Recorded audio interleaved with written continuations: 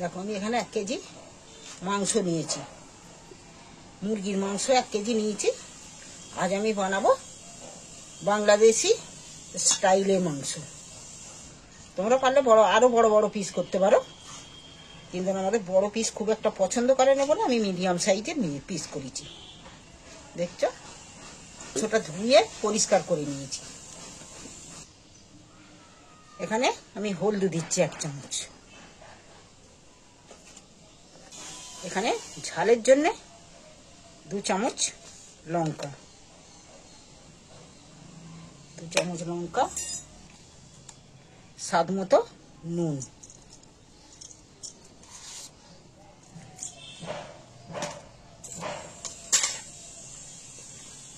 তেল দেবে না। এখানে আদা বাটা 1 চামচকে 2 চামচের মতো আদা বাটা, 2 চামচের মতো রসুন, 2 চামচের মতো রসুন। তাহলে আদা বাটা রসুন বাটা সব আমি এর মধ্যে দিয়ে দিই। দিয়ে এইটাকে আমি তেল দিচ্ছি না, এইটাকে আমি এর মধ্যে ম্যাগনেট করে রেখে দেবো।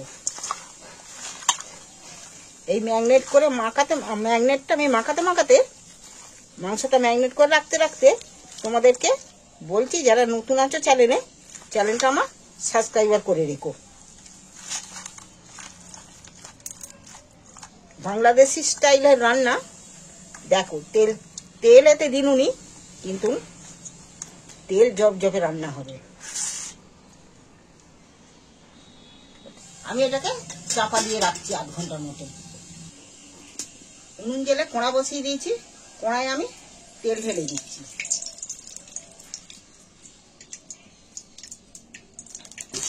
কাটা পেঁয়াজগুলো আমি তেলের মধ্যে তুলে দিচ্ছি।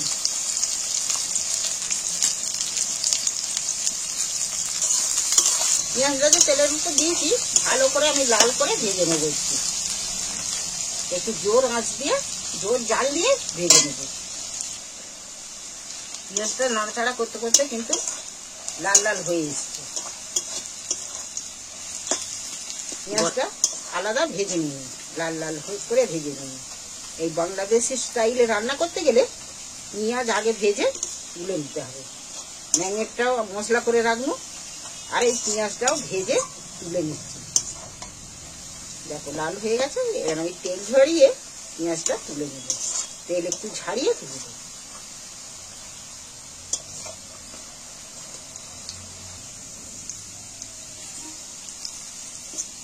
পেঁয়াজটা আমার ভাজা হয়ে গেছে, তুলে নিয়েছি তেল ঝাড়িয়ে। যে পেঁয়াজের তেলটা আছে, সেই পেঁয়াজের তেলের উপর 2টো তেজপাতা, সর্বপ্রথম 2টো তেজপাতা, 2টো শুকনো লঙ্কা, 2টো দারচিনি টুকরো, 3টে এলাচ নিয়েছি, 2-3টে লবঙ্গ নিয়েছি, গোটা জিরে গোটা কত দিয়েছি 1/2 চামচের মতো। এবার আমি তেলের মধ্যে একটু নাড়াচাড়া করে নিচ্ছি।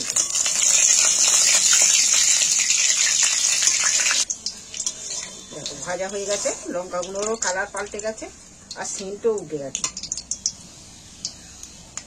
এখানে একটা গোটা রসুন তেলের মধ্যে দিয়ে দিন। উনুনটা জ্বলে গেছে, তাই তেলটা একটু ঠান্ডা হওয়ার জন্য বড্ড হয়ে যাচ্ছে, পুড়ে যাবে বলে আমি নামিয়ে নিয়েছি। এখানে কাশ্মীরি লাল লঙ্কা 1 চামচ দিন। এর উপরে ম্যাগনেট করা মাংসটাও দিয়ে দিচ্ছি।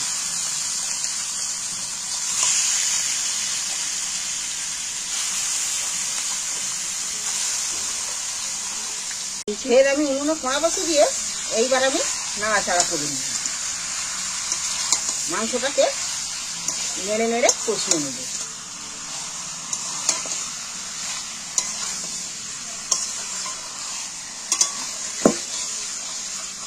এখানে আমি 100 গ্রাম টক দই নিয়েছি, আমি এর মধ্যে দিয়ে দিই। এবার এই টক দইটা দিয়ে এবার নাড়তে থাকবো। ঠিক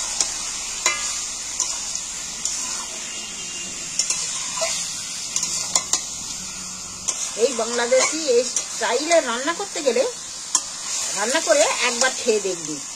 মুরগির মাংস, খাসি মাংস ফেলে রেখে মুরগির মাংস খাবে। দারুণ টেস্টি, দারুণ স্বাদের মাংস হবে। একবার এইভাবে বানিয়ে খেয়ে দেখবে। আমি বাংলাদেশে বেড়াতে যেয়ে এই হোটেলে এই মাংস খেয়ে এসেছি, দারুণ সুস্বাদু খেতে।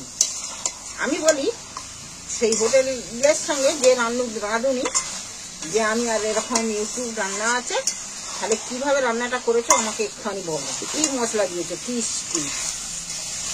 কি মশলা দিয়েছে আমাকে বলেছে। আমি সেই মশলাটা দেবো, সেই মশলাটা তোমাদের সাথে শেয়ার করবো। তোমরা শুরু থেকে শেষ পর্যন্ত ভিডিওটা দেখতে থাকো, তাহলে বুঝতে পারবে এই মশলাটা কখন দিই, কি মশলা দিই। দেখো এটা এখনো পেঁয়াজ দেওয়া হয়নি, টমেটো দিইনি। এর কালার দেখো, কালার দেখলেই জিভে জল চলে যায়।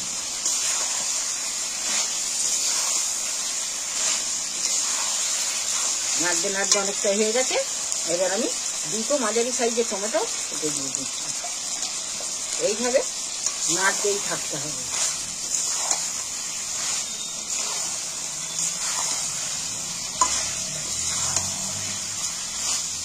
ওখানে গোটা রসুন দিয়েছে, আমিও তাই গোটা রসুন দিয়েছি। ওখানে রসুন বেটে ছাড়িয়েই দেয়নি, গোটা রসুনই দিয়েছি। কিন্তু আমার যেন কেমন কেমন লাগছে বলে আমি তবুও বেটেও দিয়েছি, গোটাও দিয়েছি। এত জল দিইনি, মাংস অনেকটা কষা ভাজা ভাজা হয়ে এসছে। এইবার আমি ভাজা পেঁয়াজগুলো তুলে দিচ্ছি এর মধ্যে।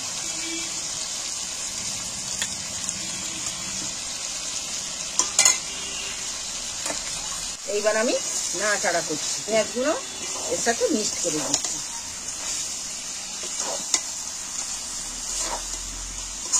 কষতে কষতে নাড়তে নাড়তে আমার টমেটো পেঁয়াজ সব গলে গেছে।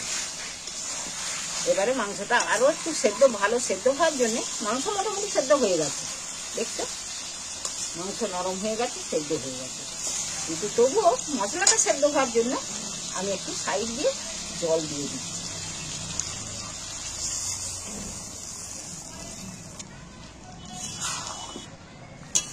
এই রেসিপিটা তোমরা যদি আলু খেতে চাও তাহলে আলু দিতেও পারো, কিন্তু আলুটা না দেওয়াটাই বেস্ট হবে। আলু না দিয়েই খেতে ভালো হবে। চাপা দিয়ে হালকা হালকা জলেতেই, ওই অল্প জলেতেই নেড়ে নেড়ে চাপা দিয়ে দিয়ে মাংসটা সেদ্ধ করে নিল। 5 মিনিট চাপা ছিল।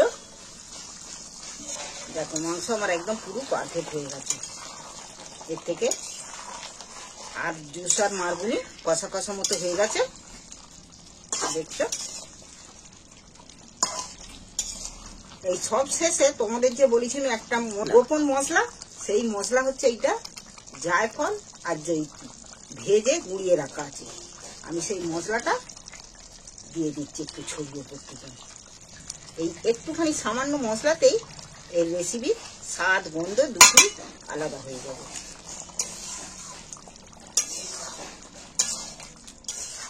দেখো তাহলে আমার মাংস এখানে পুরো রেডি। মশলাটা যে দিন, যার জন্য আমি একবার খানি চাপা একটুখানি দিয়ে রাখি। এবার আমি চাপাটা খুলে দিতে। এখানে মাংস রেসিপি আমার রেডি। দেখছো দেখতে যেমন হয়েছে, মাংস দারুণ সেদ্ধ হয়েছে, আর খেতেও কিন্তু একদম দারুণ হবে। এর মুখে লেগে থাকার মতন মাংস হবে। এবার আমি তুলে নিচ্ছি একটা জায়গার মধ্যে। তোমরা অবশ্যই এইটা বানিয়ে একবার খেয়ে দেখবে, এই বাংলাদেশি মাংস খেয়ে তারপর আমার কমেন্ট করবে। আর কেমন খেলে সেটাও আমাকে কমেন্ট করে জানাবে। এই সলিড মাংস কেউ ফেলে রাখবে না। এখন এর ছেলেরা শুধু হাড্ডি দাও।